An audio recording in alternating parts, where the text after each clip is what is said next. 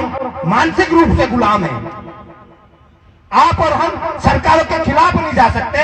हम किसी न किसी पार्टी के बंधे हुए हैं, किसी न किसी पार्टी की विचारधारा के गुलाम हो चुके हैं। और जब तक आप इस गुलामी को छोड़ोगे नहीं, तब तक आपके लिए और आपके हक के लिए कोई बोलेगा नहीं, कोई लड़ेगा नहीं। तो इसलिए पार्टी विचारधारा से ऊपर उठ के आप अपने अधिकारों के लिए लड़ो।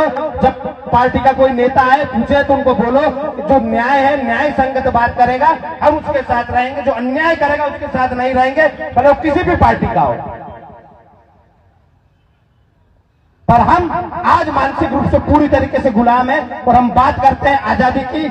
हम इनकलाब लाने की कोशिश कर रहे हैं, पर आप और हम आजाद नहीं है। आप पर जब चाहे वैसा कानून थोपा जाता है और आप उसको स्वीकार करते हो। हमारे यहाँ जावरा विधानसभा में अमित शाह जी की एक सभा थी, उसके 5 दिन पहले उन्होंने बोला था कि एट्रोसिटी एक्ट में परिवर्तन होगा। ये हुआ है, इससे चुनाव पे कोई प्रभाव नहीं पड़ेगा, हमारी सभा पे कोई प्रभाव नहीं पड़ेगा। 2 लाख लोगों के पैकेट बनवाए थे उन्होंने और 2000 से अंदर रख दिए थे हमने। 27 विधायक, 5 सांसद, खुद मुख्यमंत्री और खुद राष्ट्रीय अध्यक्ष थे। पहली सभा फेल हुई थी उनकी। आप और हमको पार्टी विचारधारा से ऊपर उठना पड़ेगा। मैं भी संघ का स्वयं सेवक हूं और संघ का हर एक व्यक्ति जानता है, जो संघ में काम करा है, कि जो एक बार ध्वज प्रणाम कर लेता है वो उसका आज। मैंने ध्वज प्रणाम किया है, मैंने शाखाएं लगाई है, मैं शिविरों में गया हूं, वर्ग में गया हूं। मैंने भी स्वयं सेवक संघ की सदस्यता ली है, क्योंकि मैं भी ध्वज प्रणाम करता हूं। और आज भी गुरु पूर्णिमा के दिन मेरे गांव में जब भी संघ की शाखा लगती है मैं वहां जाता हूं। तो इसका मतलब यह नहीं है कि मैं उससे बंधा हुआ हूं या उसका गुलाम हूं। हिंदू होना भाजपा में शामिल होना थोड़ी होता है। क्यों हमारे बाप दादा जब हिंदू थे तब भाजपा थी क्या? ये भगवा ध्वज हमारे पूर्वजों ने बनाया था, इनने हमको चुराया है। इसकी रक्षा के लिए, गाय की रक्षा के लिए हमारे पूर्वजों ने बलिदान दिए, हमारे पूर्वजों ने गर्दनें कटाई और ये बोलते हैं हम रक्षा कर रहे हैं। ये आज हिंदू है ना, तो ये हमारे पूर्वजों की देन है, इनकी देन। ये कोई भाजपा कांग्रेस में नहीं थे, ये क्षत्रिय थे और इनने 36 कौम की रक्षा के लिए ये ध्वज उठाया था और उस ध्वज को 36 कौम की रक्षा के लिए लड़ाइयां लड़ी। आप और हम क्यों भ्रमित होते हैं? क्या हम भाजपा का विरोध करेंगे तो हिंदू नहीं रहेंगे? ये हमको सर्टिफिकेट देंगे?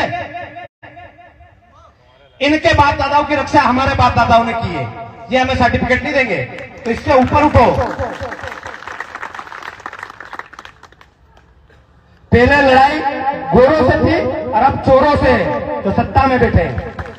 और जो सत्ता में बैठेगा उसका विरोध होगा, क्योंकि वो हमारी बात नहीं मानेगा। तो आ जाओ, 21 सूत्री मांगे पूरी कर दो, छाती ठोक के तुम्हारा प्रचार करेंगे। बात करते हो खाली भाजपा के खिलाफ काम कर रहे, भाजपा के खिलाफ काम कर रहे, और हम कांग्रेस के भी खिलाफ हैं। कांग्रेस को भी पर्चा दिया हमने, मांगो हमारी बात। कांग्रेसी लोग खुल के आएंगे रोड पे, हमारे साथ लड़ेंगे, हम उनके साथ लड़ेंगे। और जो भाई चुनाव लड़ना चाहता है, चुनाव लड़ने की तैयारी कर रहा है, जो हमारे साथ खुल के इस आंदोलन में आएगा, हम उसका खुल के सहयोग करेंगे। क्योंकि लड़ रहा है तो विधानसभा के अंदर जाके भी लड़ेगा। तो आप सबसे भी ये निवेदन है कि जहां अपना भाई जो अपनी विचारधारा के साथ अपने साथ खड़ा है, किसी भी पार्टी से आता हो, किसी भी दल से आता हो, भले वो भाजपा से चुनाव लड़े, कांग्रेस से लड़े या निर्दलीय लड़े, यदि हमारी विचारधारा के साथ हमारे साथ खड़ा है, 8 जनवरी के आंदोलन में खड़ा है, और उसके बाद भी जब अन्याय होगा, न्याय के लिए जो लड़ेगा, उसके साथ समस्त कर्मी सेना परिवार और समस्त संगठन जो हमारे साथ है, वो उनका भी साथ देंगे। उस समय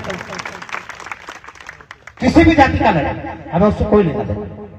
हमारी लड़ाई अन्याय के खिलाफ न्याय की है, और अन्याय के खिलाफ जो व्यक्ति लड़ेगा हमारे साथ, हम उसके साथ लड़ेंगे। सरकारों को वह मैं कई विचारों को जो इतने सालों से काम कर रहे हैं उनके टिकट काट देते हो तुम, और नए नए पैराशूट लाके उतार देते हो हर विधानसभा में। तो यहाँ की जनता मूर्ख नहीं है, सब समझती है। और जिसको जहां जरूरत लगेगी, कर्मी सेना परिवार उसके साथ पूरी तरीके से खड़ा रहेगा और उसको जिता के भी लाएगा। तो सरकार ये निर्णय करे कि हमारी 21 सूत्री मांगे माननी है, या यहाँ से बोरी बिस्तर बांध के दूसरे प्रदेशों की तैयारी करवाएंगे हम। यहाँ से भोपाल के बाद ये कार्रवाई चालू हुई है, खत्म नहीं। और हमारे भाई हमेशा कहते हैं अजीत सिंह कि जनता पार्टी को नहीं, लीडर को फॉलो करती है। और हमारे लीडर महाराणा प्रताप और भगत सिंह हैं, और हम इनको फॉलो करते हैं, किसी पार्टी को फॉलो नहीं करते। तो जब जब अन्याय होगा, ये करनी सेना परिवार आपके लिए ताकत से लड़ेगा, लड़ता आया है और लड़ता रहेगा। निमंत्रण देने आया हूं, मैं आपको आया हूं निमंत्रण देने और आपको आपकी सच्चाई से रूबरू कराने कि आपके परिवार ने, मेरे परिवार ने किसी के साथ अत्याचार नहीं किया है। तो छाती ठोक के लोगों से लड़ो इस बात पे कि हमने सेवा करी है, हमने बलिदान करे, हमने अत्याचार नहीं करा है। और आज भी आपके लिए लड़ रहे हैं, आपके परिवारों के लिए लड़ रहे हैं और अन्याय के खिलाफ लड़ रहे हैं। तो एक बार सब जोर से बोलना,